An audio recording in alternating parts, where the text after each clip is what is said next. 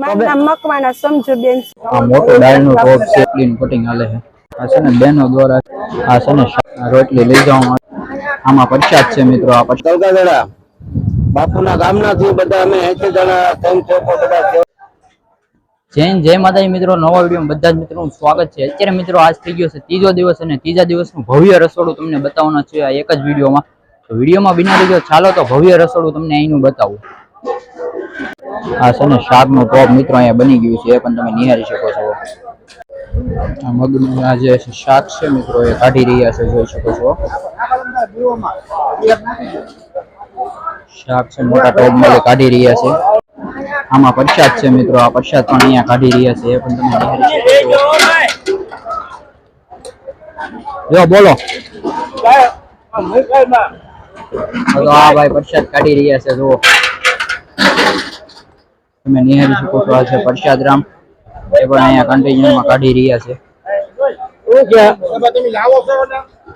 જોઈ શકો છો. આ લારીમાં ભરી રહ્યા છે. અહીંયા છે ને સાઈસના કેન ભરે છે, જોઈ શકો છો.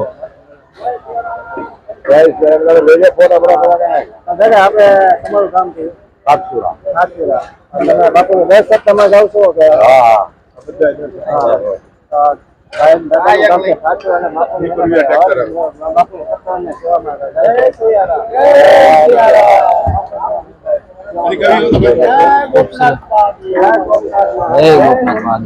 તો આ બધા ભાઈઓ દ્વારા મેટ્રો એની સાઈઝ લઈ જવામાં આવી રહી છે, એ પણ તમે નિહાળી શકો છો.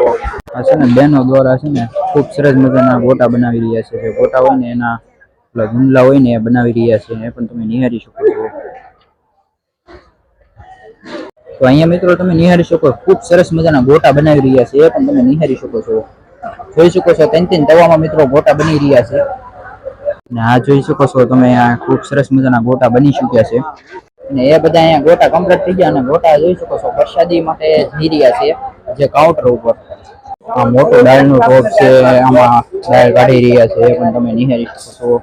બીજું શાક છે એ પણ કાઢી રહ્યા છે, જોઈ શકો છો તમે.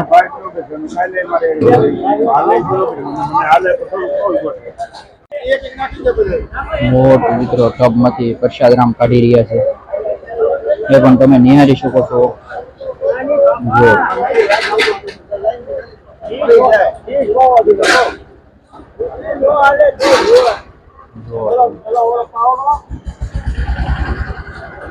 પહોંચી ગયા છે રસોડા તરફ. તો ચાલો તમને એનું જે રસોડું પીરસવાનું છે એ તમને બતાવું.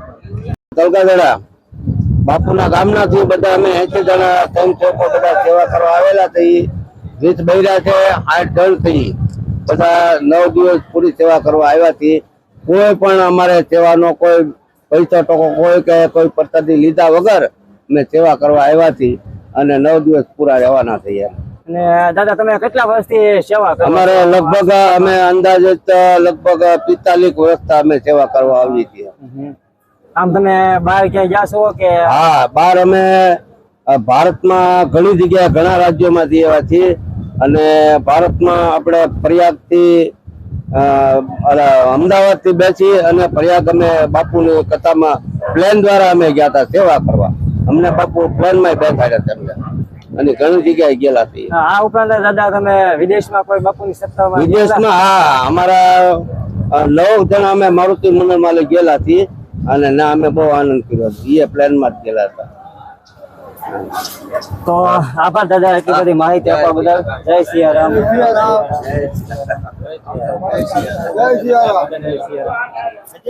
મારુતિ મહિલા મંડળ તલગાજડાનું મંડળ અહીંયા મિત્રો સેવા માટે આવેલું છે, એ પણ તમે નિહાળી શકો છો. બધા જ બહેનો દ્વારા ખૂબ સરસ મજાની સેવા આપી રહ્યા છે. મારું નામ મકવાણા સમજુબેન છે. અમે નેસવડ ગામના છીએ. આવી રીતના મોરાર બાપુની કથા હોય ને તો અમે આવી રીતના સેવામાં જઈએ છીએ. અમારે લગભગ 30 વર્ષથી અમે જઈએ. રાજસ્થાન હોય, એમપીમાં હોય, મહારાષ્ટ્રમાં હોય, બધે ગમે ત્યાં હોય ત્યાં અમે આવી રીતના સેવામાં જઈએ છીએ. અમારે નેસવડથી અમે લગભગ 400 થી 500 ભાઈઓ અને બહેનો જાય છે. દર જગ્યાએ મોરાર બાપુની કથામાં જાય છે. બેન કેટલા સમયથી તમે મોરાર બાપુની સત્તામાં સેવા કરો છો? તમે 30 વર્ષથી સેવા કરો છો. અને બહાર ક્યાં ક્યાં સુધી તમે સેવામાં ગયેલા છો બેન? બાર અમે હરિદ્વારમાં જઈ આવેલા છીએ, પછી રાજસ્થાનમાં, એમપીમાં, મહારાષ્ટ્રમાં આવી રીતના બધી જગ્યાએ અમે જઈએ. એકવાર અમે અલ્હાબાદ ગયા હતા ત્યારે અમે પ્લેનમાં બેસીને બધા ગયા હતા. એમ 400 લોકોને પ્લેનમાં બેસાડીને લઈ ગયા હતા. એટલે આવી રીતના બધે જ્યાં મોરારી બાપુની કથા હોય ને ત્યાં અમારા નેસવડ ગામમાંથી 400 થી 500 લોકો આવી રીતના ખાલી સેવામાં જ જાય છે એમ. અને બધો મજૂર વર્ગ છે પણ બાપુની કથા હોય, ગ્રામ કથા હોય તો આવી રીતના બધા સેવામાં જાય છે. અમારે શ્યામજીભાઈ મકવાણા લઈ જાય છે. તો તમે નિહાળી શકો છો અહીંયા પ્રસાદ મિત્રો આવી ગયો છે કાઉન્ટર ઉપર અને રોટલી પણ આવી ગઈ છે. હજી મિત્રો ટ્રેક્ટર દ્વારા બધું વેવે છે એ પણ તમે નિહાળી શકો છો. સામે ટ્રેક્ટર આવી રહ્યું છે. આખા કાઉન્ટરમાં મિત્રો પ્રસાદ વેચવાનો છે અને અહીં ખૂબ સરસ મજાની સેવાવાળી બહેનો મિત્રો અહીંયા બેઠી છે, જોઈ શકો છો તમે. એ બહેનો દ્વારા અહીંયા સેવા આપે છે. આ બહેનોનો કાઉન્ટર છે, સામે ભાઈઓનો કાઉન્ટર છે. મિત્રો તો આપણે રસોડાનો કન્ટિન્યુ વ્યૂ લઈ લીધો છે અને હવે આપણે જઈએ છીએ ડોમ તરફ.